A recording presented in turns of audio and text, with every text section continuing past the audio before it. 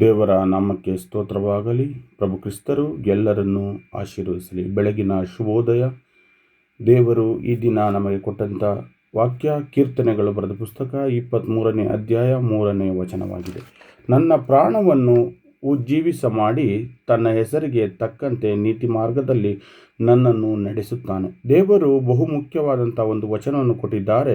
ಈ ವಚನದಲ್ಲಿ ದಾವೀದನು ದೇವರನ್ನು ಒಬ್ಬ ಒಳ್ಳೆಯ ಕುರುಬನಾಗಿ ಚಿತ್ರಿಸಿದ್ದಾನೆ ಎಂಬುದಾಗಿ ನಾವು ತಿಳಿದುಕೊಳ್ಳಬೇಕಾಗಿದೆ.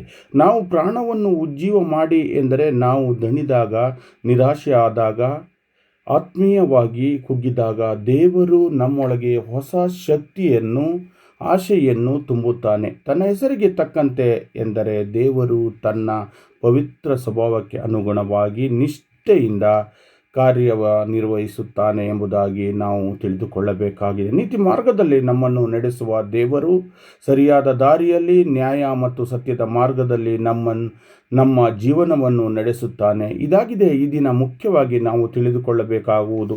ನಮ್ಮ ಜೀವಿತದಲ್ಲಿ ಪ್ರತಿಯೊಂದು ಹಂತದಲ್ಲೂ ದೇವರು ನಮ್ಮನ್ನು ಪುನರ್ಜೀವನಗೊಳಿಸಲಿ, ಸರಿಯಾದ ದಾರಿಯಲ್ಲಿ ನಡೆಸುವ ವಿಶ್ವಾಸವನ್ನು ನಾವು ಆತನಿಗೆ ಭರವಸೆ ಇಟ್ಟಾಗ ಆತನು ಎಂದಿಗೂ ತಪ್ಪು ದಾರಿಗೆ ನಮ್ಮನ್ನು ಬಿಡುವುದಿಲ್ಲ ಎಂಬುದಾಗಿ ನಾವು ತಿಳಿದುಕೊಳ್ಳಬೇಕಾಗಿದೆ. ಪ್ರೀತಿಯ ದೇವಜನರೇ, ಈ ದಿನ ನಮಗೆ ಕೊಟ್ಟಂಥ ದೇವರು ಮುಖ್ಯವಾದಂಥ ವಚನವನ್ನು ನಾವು ತಿಳಿದುಕೊಂಡಿದ್ದೇವೆ.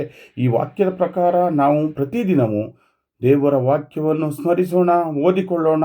ಆ ವಾಕ್ಯವನ್ನು ನಮ್ಮ ಹೃದಯದಲ್ಲಿ ನಾವು ಸ್ವೀಕರಿಸಿಕೊಳ್ಳಬೇಕಾಗಿದೆ. ಅದಾಗಿದೆ ಮುಖ್ಯವಾದಂಥ ವಿಷಯ. ಒಬ್ಬರನ್ನೊಬ್ಬರು ಪ್ರೀತಿಸುವುದು, ದೇವರ ವಾಕ್ಯವನ್ನು ನಾವು ನಮ್ಮ ಹೃದಯದಲ್ಲಿ ಸ್ವೀಕರಿಸುವುದು.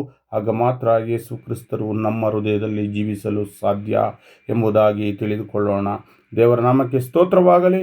ಎಲ್ಲರೂ ಈ ದಿನ ಪ್ರಾರ್ಥನೆ ಮಾಡಿ ದೇವರ ವಾಕ್ಯವನ್ನು ತಿಳಿದುಕೊಳ್ಳಿ. ನಾವು ನಿಮಗಾಗಿ ಪ್ರಾರ್ಥಿಸುತ್ತೇವೆ. ನಮಗಾಗಿಯೂ ನಮ್ಮ ಕುಟುಂಬಕ್ಕಾಗಿಯೂ ಪ್ರಾರ್ಥಿಸಿರಿ. ನಿಮ್ಮ ಹೆಚ್ಚಿನ ಪ್ರಾರ್ಥನಾ ಮನವಿಗಳಿದ್ದರೆ ನಮಗೆ ಕಳಿಸಿಕೊಡಿ, ನಾವು ನಿಮಗಾಗಿ ಪ್ರಾರ್ಥಿಸುತ್ತೇವೆ. ಆಮೇನ್.